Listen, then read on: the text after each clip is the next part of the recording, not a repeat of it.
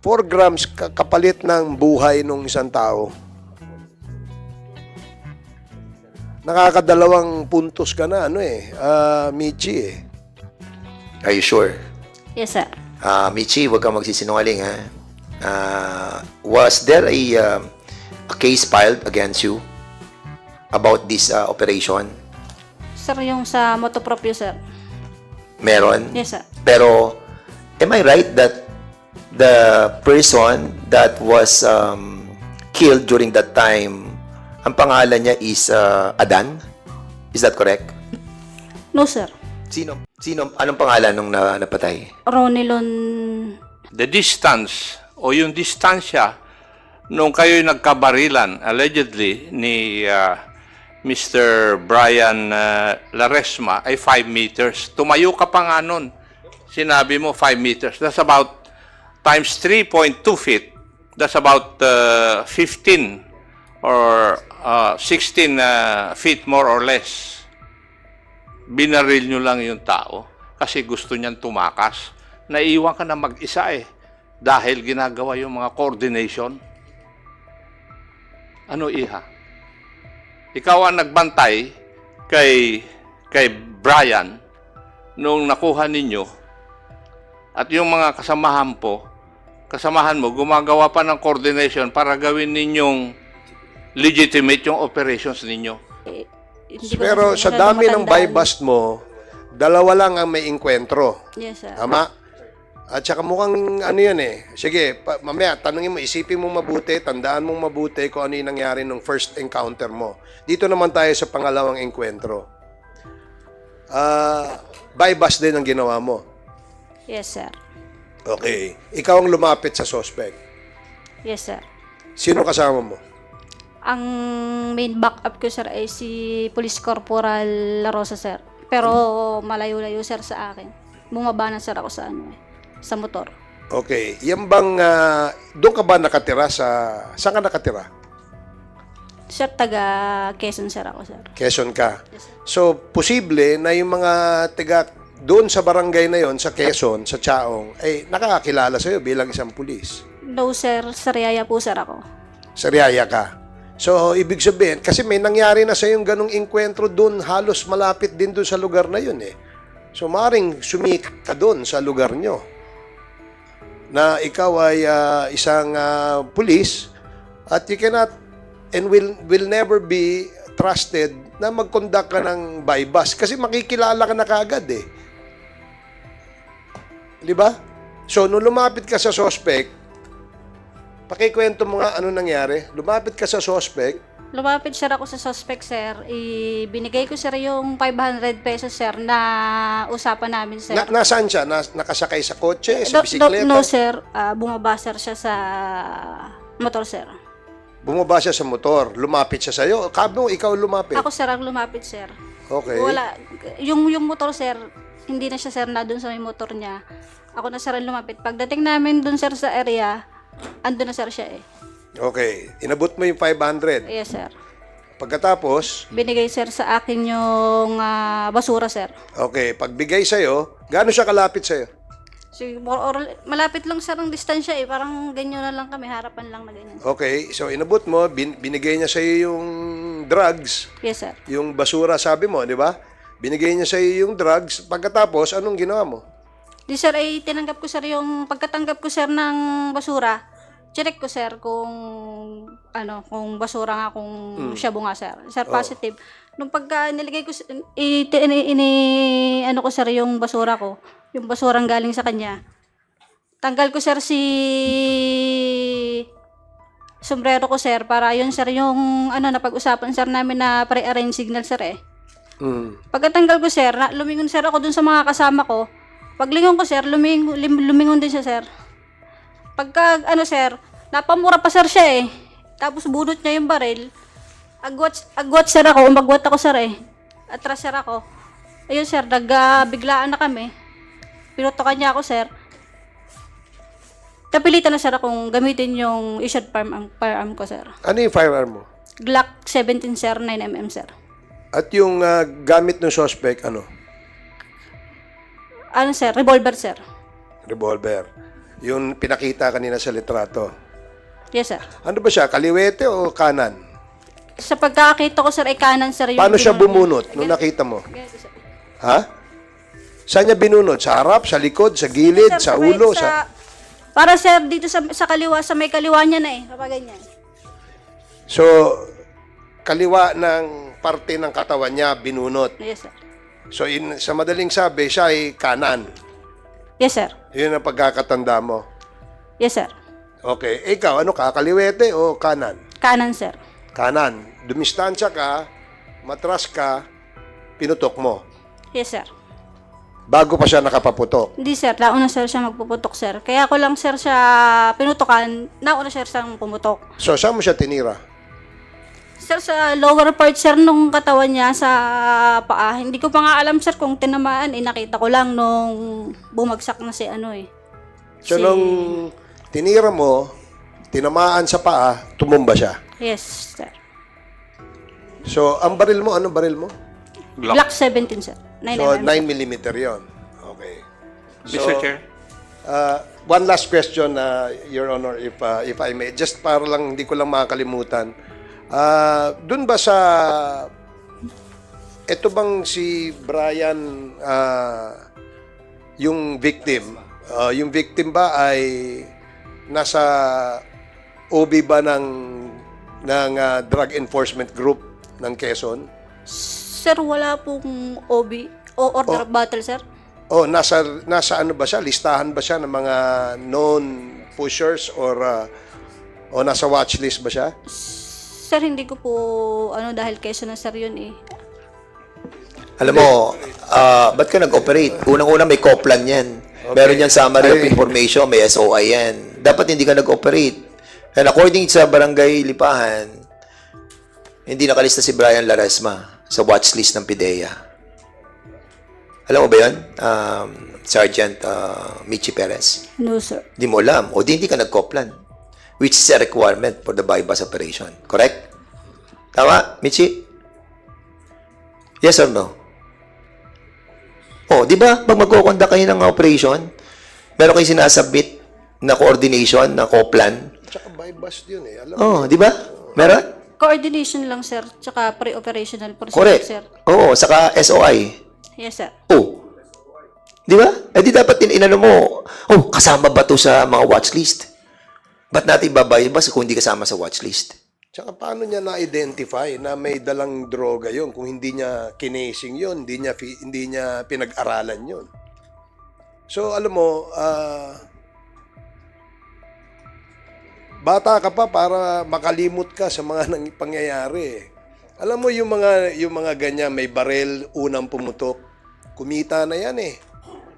Alam din ng mga superiors mo, alam ni Captain, ano ba to, alam mo rin yan, Cap eh. Diba? Kaya nagbibigay ng masamang imahe ang ating organisasyon ng Philippine National Police because of incidents kagaya ng ganito. Eh wala naman siya sa listahan ng drug watch list. Wala naman siyang previous records na siya ay gumagamit o nakapagbenta. Eventually, nagkaroon ka ng operation. Sinabi mo na drug bust o buy bust ito. Alam ba ni Captain Macaraig yan? Yes, sir. Yes po, sir. So, alam mo na wala sa watch list si victim, yung si Laresma. From the source lang po, sir, sa asset. Saan? Sa Alpha, sir. Ang nakuhang kuhan po, sir, yung information po. Oh, pero pagka buy bust, may pre-ops yan, di ba? Yes, Your Honor. Okay, yung pre-ops ba, basihan mo yung information galing sa asset? Doon lang po sa asset. Matagal ka na bang pulis, Captain Macaray? Yes, Your Honor. Oh. Police Master Sergeant po. Master Sergeant. Oh, promoted ka na. Pinromote ka kaagad ni Congressman Dan Fernandez. Hindi, ang punto ko dito, Mr. Chair, Your Honors, is that yung mga drug suspects, yung mga nasa watch list, yung mga kinokondakan ng buy-bust operation, may mga previous records yan. Di ba? Yes, sir. Okay. Dahil kung may mga previous records yan, alam mo na posibleng may laman yan. Ibig sabihin, may dala yan. Yes, sir. Di ba?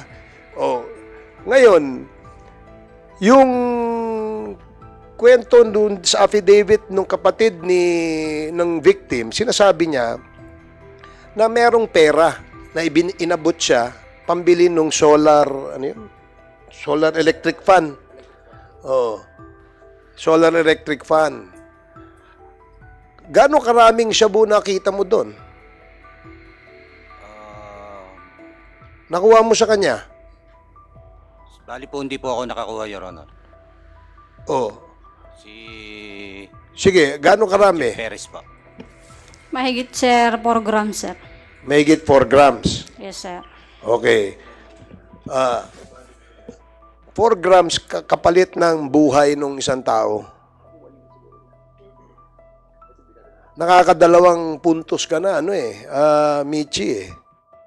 Di ba? So, buy-bust din yung first encounter mo, di ba? Yes, sir. At nanlaban din. Yes, sir. Oh, so, yung kwentong yan, medyo, medyo, alam mo, If I may, Congressman go ahead. Barbers. Hindi, I'm running out of words to hindi, kasi say, I just Mr. wanted to Chairman. explore that issue as well. Kasi parang medyo familiar din ako dun sa issue yan. Michi, kasi bro, sandali lang, isa lang. Kasi babalikan natin yung issue yun. Sinasabi mo na meron din nangyaring buy-bust operation. Kanina sinabi mo, hindi mo tandaan, pero something like 2016, di ba? Is that a legitimate buy-bust operation? Was that recorded sa ating police station? Yes, sir. Are you sure? Yes, sir. Michi, huwag kang magsisinungaling, ha? Was there a case filed against you about this operation?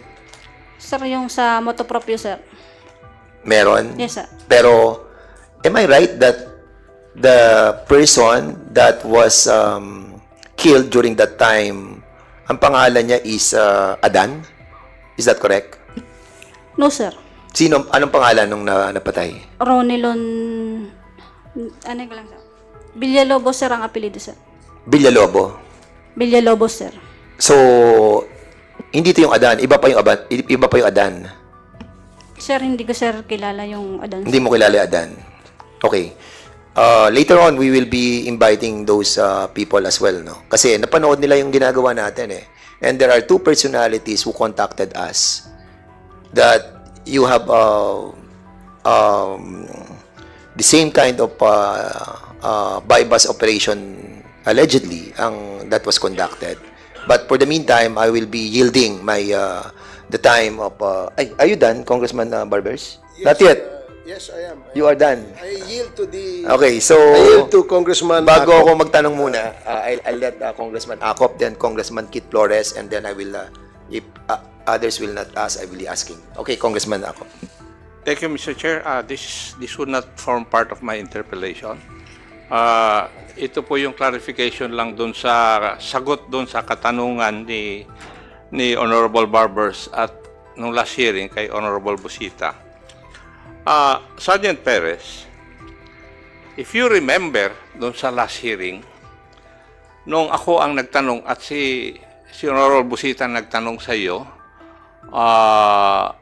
the distance o yung distansya nung kayo'y nagkabarilan allegedly ni Mr. Brian Laresma ay 5 meters. Tumayo ka pa nga nun.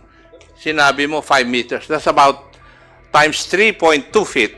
That's about 15 or 16 feet more or less. Di ba? Ang tanong ko ngayon sa iyo, at what point in time kayo nagbarilan? Kasi sagot mo kay Honorable Busita noon is na complete o natapos yung bypass operation. Ngayon, ang sagot mo kay Honorable Barbers, na-complete yung kwan, tapos nagkabayaran. At that point in time, nakita mo, bumunot si Brian, and then umatras ka. Ang ibig mo bang sabihin, umatras ka ng 15 feet? Bago ka nabaril ni Brian? Alam mo, nagsisinungaling ka eh. Nag-aantay lang ako ng isang member dito para makumpleto. Para sa totoo lang, mag-antay ka hanggang mamaya. Nagsisinungaling ka eh. Kaya paano mo may papaliwanag yung ganun? Nagbayaran kayo, kinuha mo yung pera ni Brian, tapos nakita mo na bumunot, umatras ka ng 15 feet, tapos pumutok yung si Brian ng 2 beses, tapos gumanti ka. Imposible eh. Iha? Paano kang maka-atras ng 15 feet kaagad? Ikaw na mismo ang nag-demonstra nung last hearing dito eh. Tinanong ko ano ang distansya. Sabi mo, more or less 5 meters. Minonstra mo pa. Di ba? Natatanda mo yun? Yes, Your Honor. Yes. At alam mo ba yung distance na 15 feet? Kung hindi ka pumuputok regularly, tatamaan mo sa gusto mong patamaan yung target? O tsamba lang yun? Kung totoong nangyari? Sir, pumuputok po ako, sir. Sabi mo, once a month, pumuputok ka last time. Pero sir, ano po, Yun na nga. Hindi ba tinanong ko rin yung tanong na yan sa'yo last time, Iha eh. Kaya ako nagtatanong na magaganon dahil mayroon gusto akong i-establish. Iha. 14 years ka lang sa serbisyo. Ako mahigit 30 taon. Para doon sa kwan mo, istorya mo. Narinig ko na yan ng hindi lang 100 beses. Istorya na ganyan. Para sabihin ko sa iyo ang totoo, Iha, iba ang istorya na nangyari. And I will ask your officers kung ano talaga yung tunay na nangyari. Wala namang putukan na nangyari. Binaril nyo lang yung tao kasi gusto niyan tumakas. Naiiwan ka na mag-isa eh. Dahil ginagawa yung mga coordination. Ano, Iha?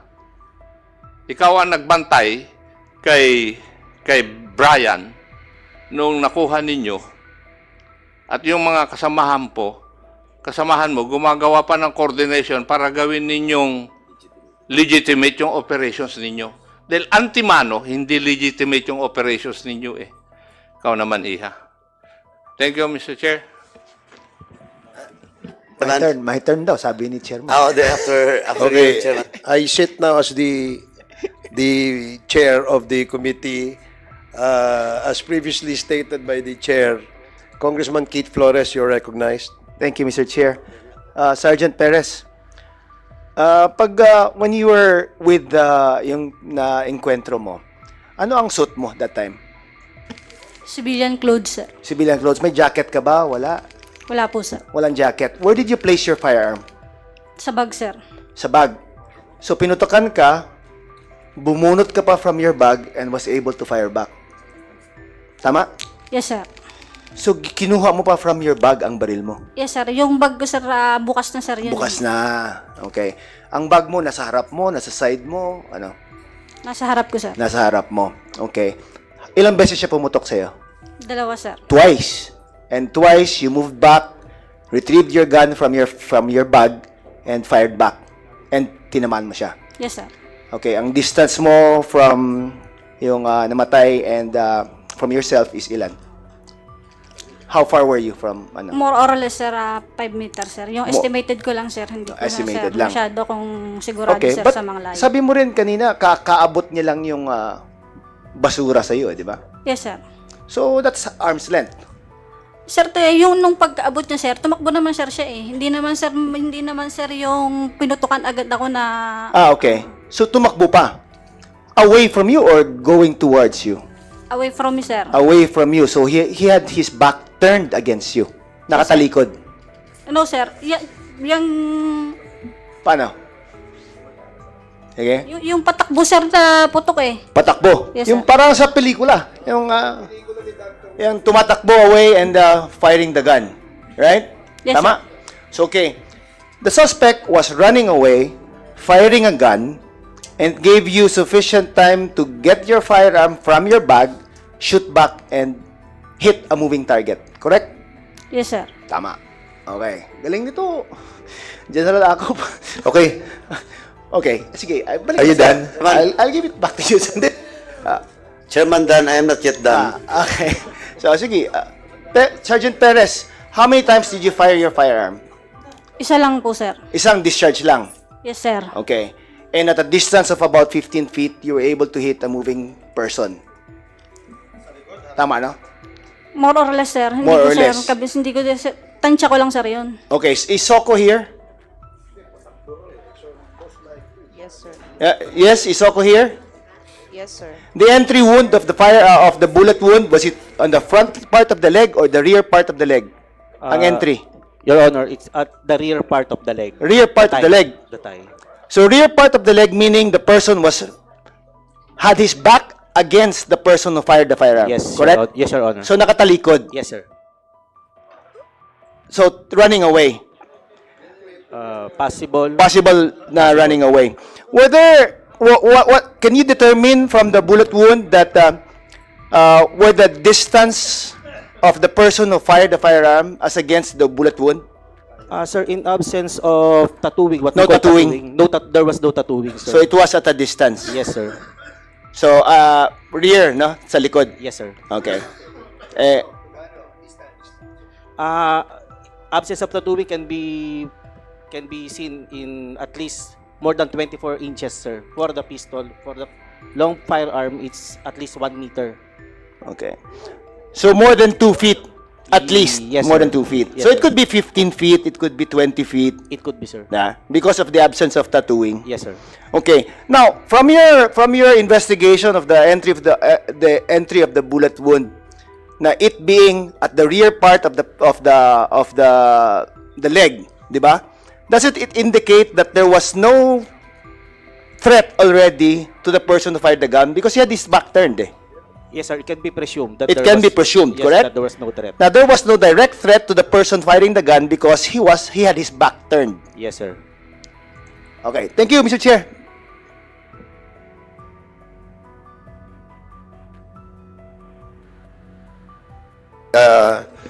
Congressman, I'll be asking question if Congressman Paduano will not stop talking to my secretary. So, And then problema kasi, Mr. Chairman, we have to produce the quorum kasi, Mr. Chairman, during the previous hearing, now, it was again confirmed.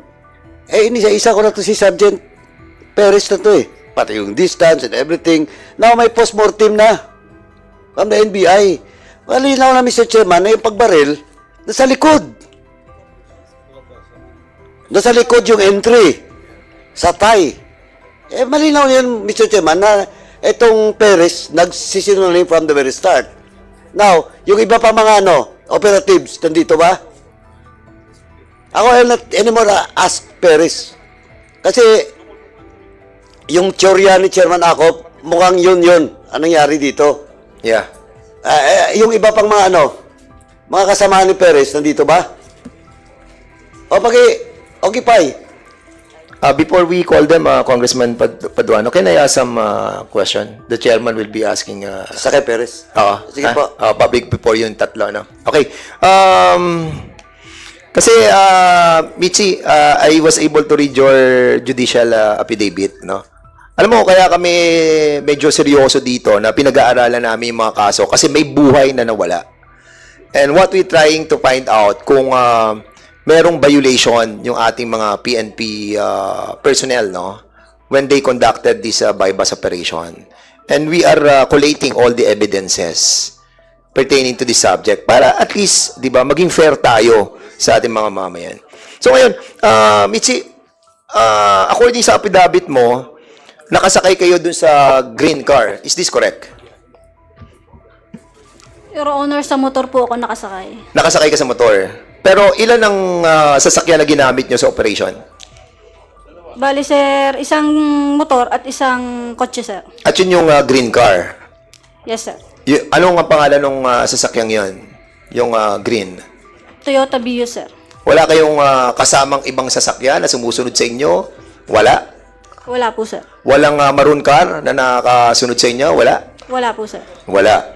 Under oath ka, Michi, ha? So, doon sa green car na sinasabi mo, ang sino nagmamaneho nito? Sa green car, yung sasakyan na ginamit sa operation, sino nagmamaneho? Si Police Staff Sergeant Karandang, sir. Si Sergeant Karandang. Which andito si Sergeant Karandang, di ba? At sa kalapit ni Karandang, sino nakaupo?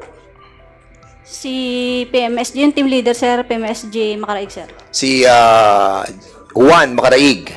Will you confirm this, Juan Macaraig, Sergeant Macaraig, na ikaw nakaupo doon sa green car? Yes, sir. Green car, ah. Diyan, Macaraig, ah. Okay. So, sino nasa likod ng green car?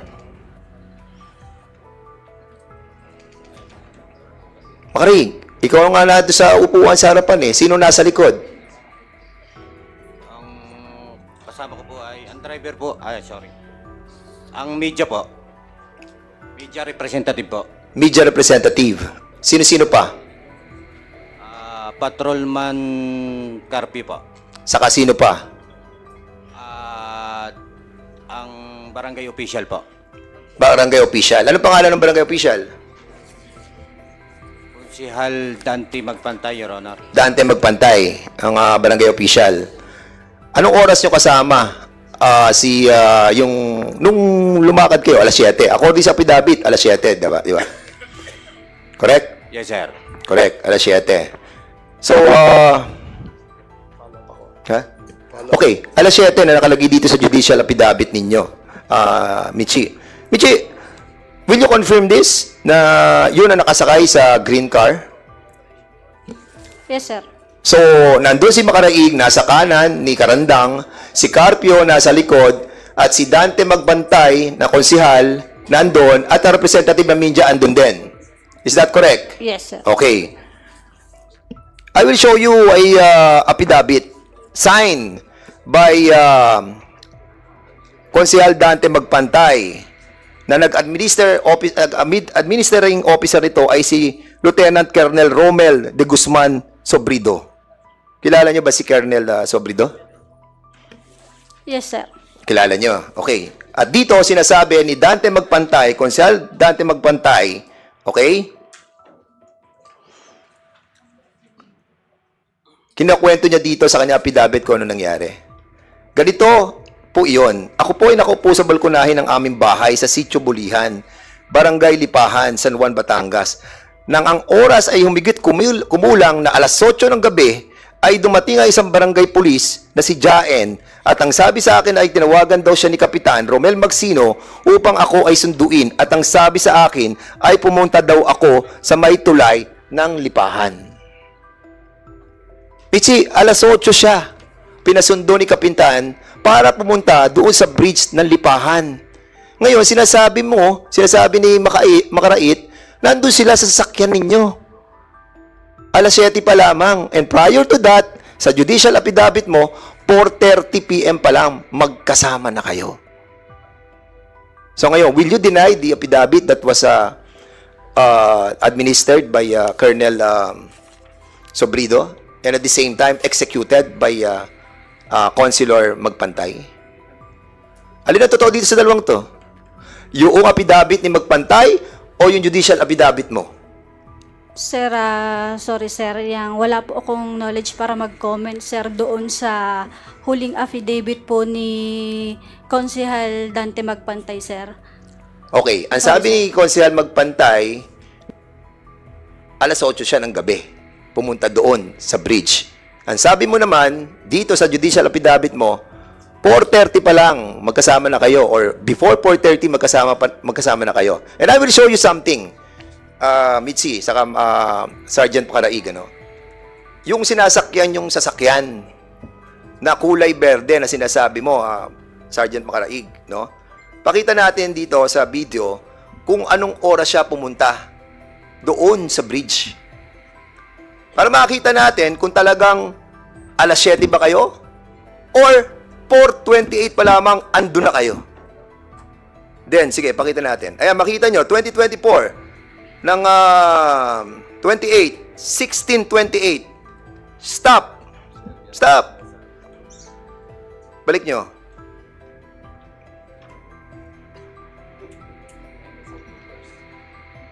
Stop. Mabagal tong ating mga technical.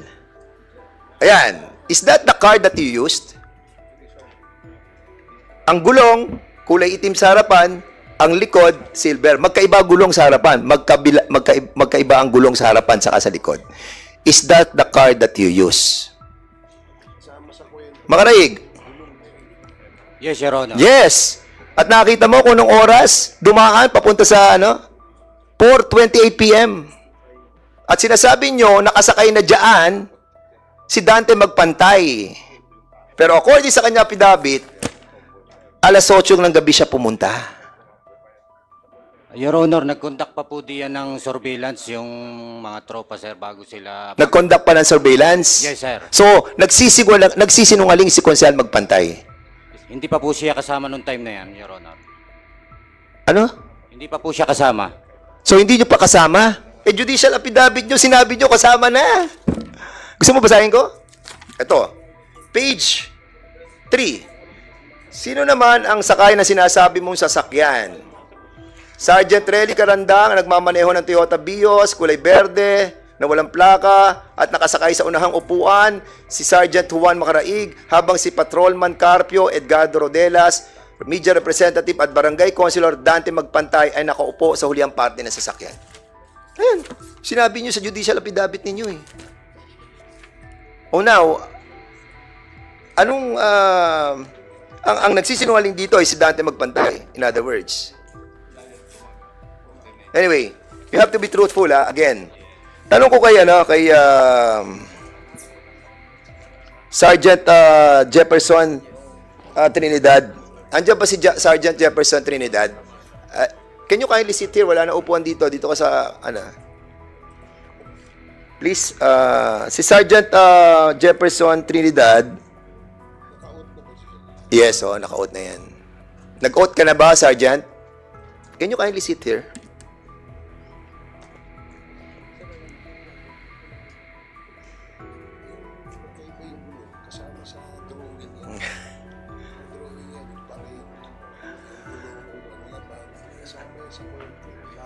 Can you kindly, paki-open mo nga uli? Pakita natin yung susunod na car.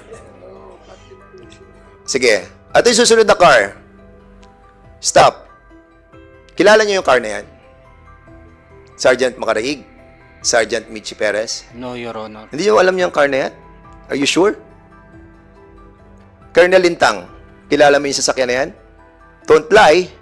Don't lie. I am not familiar with the... You are not familiar. Kilala, ang tanong ko, hindi ka pamilyar? Hindi po, Your Honor. Hindi yan impounded sa San Juan Municipal Station? Siguraduhin mo. Siguraduhin mo. Naka-impound ba yan? Hindi. Yes or no?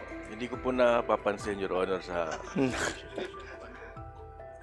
Hindi, siya ang station commander eh. Ikaw ang station commander, di ba? Do you have the list ng mga impounded na sasakyan? At yung taong may-ari ng sasakyan yan ay nakakulong pa sa police station ninyo. Kaya huwag ka magsisinungaling, Colonel Lintang, madadamay ka dito. I am telling you. Yan ba ay impounded car? Yes or no? Hindi po ako familiar, Your Honor, sa... Colonel Lintang, babalikan ka namin. Maniwala ka. We will be asking for the record of this car that is impounded in a municipal police station ng San Juan. Sige, Mr. Malinaw. Major, Colonel Malinaw, can you tell us about this car? Sir, good morning sa ating lahat po.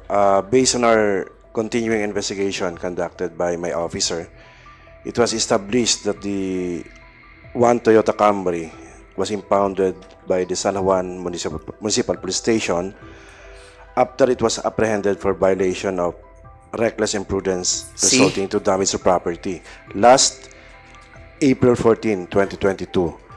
And also, sir, it was based on the account of the witnesses and the video presented, ito po yung kinargahan ng biktima after the shootout. Kita mo? So, these findings, sir, that we have established in our continuing investigation will form part of the aggravating evidence that we have to be submitted, sir, in the ongoing criminal and admin case against these police officers.